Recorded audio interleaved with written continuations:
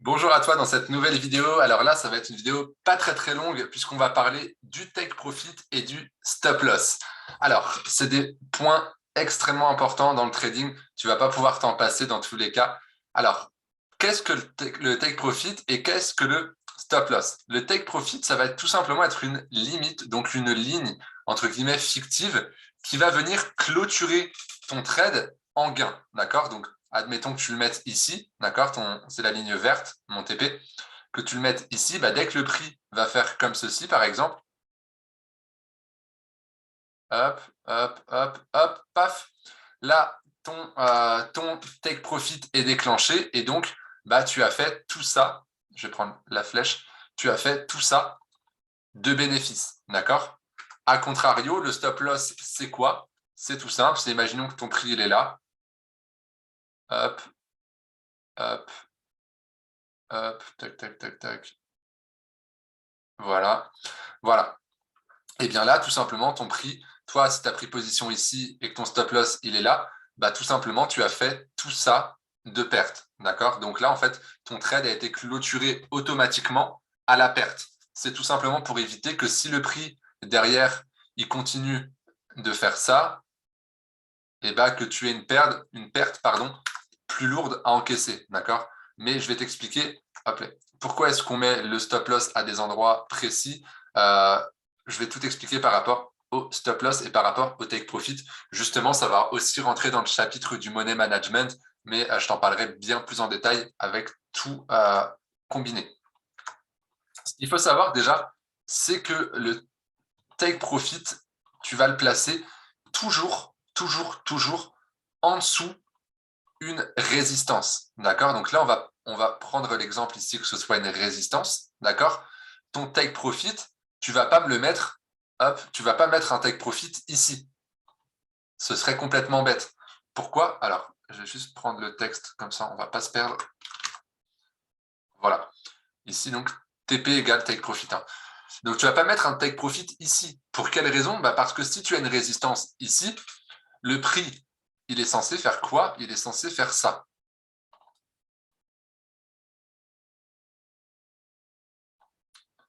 Attends, je vais juste effacer ça.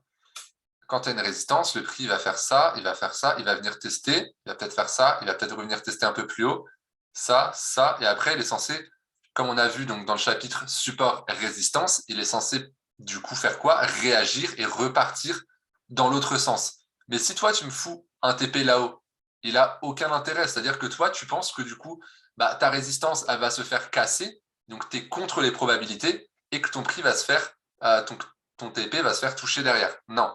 Comment est-ce qu'on va faire? Tout simplement, on va jouer avec les probabilités, on va être intelligent dans notre trading, on va mettre notre stop loss, notre TP, pardon, notre take profit en dessous de la résistance, comme ceci. Donc, je vais mettre ça ici. Et le prix, il va faire quoi? Bah, si on a bien fait notre analyse, bien sûr, ça peut arriver de ne pas valider notre analyse, c'est pas pour ça qu'elle va être mauvaise, mais le prix va faire quoi? Il va tout simplement venir toucher la résistance, peut-être faire comme ceci, peut-être aller un tout petit peu plus haut, et derrière, chuter. Et donc là, au passage, il a fait quoi? Et bien tout simplement, il a déclenché notre take profit. D'accord? Donc on a pris nos gains ici. Si tu es en train de dormir, si tu es en train de faire du sport, si tu es en train de travailler, peu importe, et ben tes gains vont être pris de manière automatique parce que tu auras placé intelligemment ton take profit. D'accord? Et même situation, ici, donc ça va être notre support cette fois-ci. D'accord? Là, c'est le support. Et pour le stop loss, bah, ça va être exactement. Donc là, c'était. Non, on va faire dans ce sens-là. Donc là, c'était notre take profit si on était à l'achat. Et le take profit, si on est à la vente, bah, ça va être exactement la même chose. Tu ne vas pas me foutre un take profit ici. Hop, on va reprendre ici. Tac, tac, tac. Et tu ne vas pas les mettre un take profit en dessous d'une résistance. Ça n'a aucun intérêt. Pareil que pour le support, enfin, pareil que pour la résistance. C'est-à-dire que le prix, il est censé faire quoi? Il est censé venir toucher, tester comme ceci pour repartir dans l'autre sens. Donc, si tu mets un TP là, bah voilà, tu vas te faire littéralement douiller. Donc, qu'est-ce que tu dois faire? Tu vas tout simplement mettre ton take profit au-dessus du support. Et le prix, on va reprendre le même exemple. Hop, hop, hop, il va venir tester la résistance peut-être 1 fois, 2 fois, 3 fois, j'en sais rien. Et au passage, il aura fait quoi? Il aura tout simplement déclenché ton take profit. D'accord? Donc, même si tu es en train de dormir, que tu ne sois pas là ou autre, eh bien, tu auras la prise automatique des gains et ça t'évite d'être arrivé ici, donc d'avoir tout ça de gains et que le prix, finalement, il fasse quoi? Il repart dans l'autre sens et que tu finisses en perte. D'accord? C'est totalement bête. Ce n'est pas le but du trading. Le but, c'est vraiment d'avoir un maximum de probabilité de prendre des gains petit à petit. Il vaut mieux avoir peu de gains que une perte ou une grosse perte. D'accord? Ça, dis-toi toujours ça. Vaut mieux ne rien perdre. Enfin, vaut mieux ne rien gagner que de perdre, tout simplement. Donc ça, c'était pour les take profit, juste les placer intelligemment. Maintenant, les stop loss. Imaginons que je suis à la vente. D'accord? Donc, moi, je prends un trade ici, comme ceci. D'accord? Donc, on va dire que le marché, il fait comme ça. Et moi, je prends ma position juste ici, en me disant, OK, là, j'arrive sur une résistance. On va dire qu'il y a un double top, tatati, tatata. Hop, je pense que le prix va baisser. Et va pas me foutre un stop loss. Hop, on va dire que notre position, on la prend un peu plus bas. Hein, on la prend ici. Va pas me foutre un stop loss juste ici. Hop, on va mettre stop loss. Tac.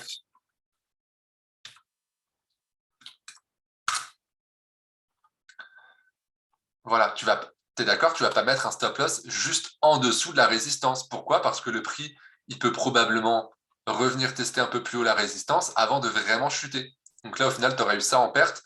Ton trade, tu seras sorti du trade en perte et après, le trade aurait été gagnant. Donc là, en général, tu réagis très, très mal.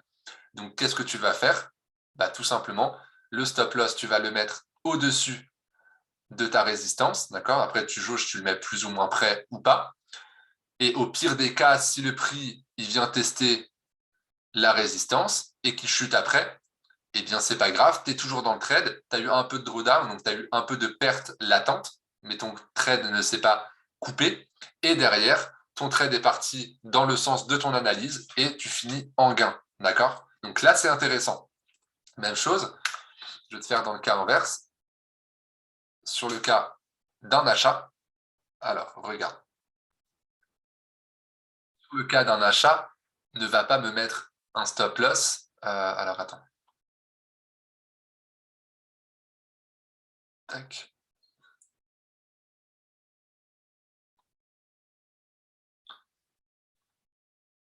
Tac, comme ça et comme ça. Voilà. Imaginons que le marché, pareil, il fait comme ça, d'accord, tac, tac, tac, il fait ce qu'il a à faire. Bref, toi, tu prends position en te disant ici, par exemple, hop, tu vas prendre position là. OK, donc toi, tu prends position ici. Ne va pas me mettre un stop loss juste ici, puisque le prix peut encore faire quoi? Le prix peut encore faire venir tester la résistance, le support, pardon, et après remonter. Donc là, c'est pareil, tu aurais été en perte pour rien puisque le prix a bien suivi ton analyse. D'accord? Donc, qu'est-ce que tu fais? Ton stop loss, tu le mets en dessous du support, tout simplement. Et au pire des cas, comme précédemment, si le prix vient tester le support, d'accord, et après il décolle, eh bien toi, c'est pas grave, tu as pris position ici. Donc tout ici, tu as eu une perte latente, donc une perte sur ton compte, ça ne s'est pas clôturé. Et derrière, c'est revenu en gain et tu as explosé, tout simplement. D'accord? Donc ça, c'est vraiment pour comment placer ces stop loss, comment placer ces take profit. Maintenant, je vais te montrer rapidement sur les graphiques. Ici, par exemple, voilà, on a un exemple concret. Alors, ici, par exemple, voilà, tu vois qu'on a une zone, on va mettre comme ceci, on va la mettre assez grosse, juste histoire que tu puisses bien la visionner.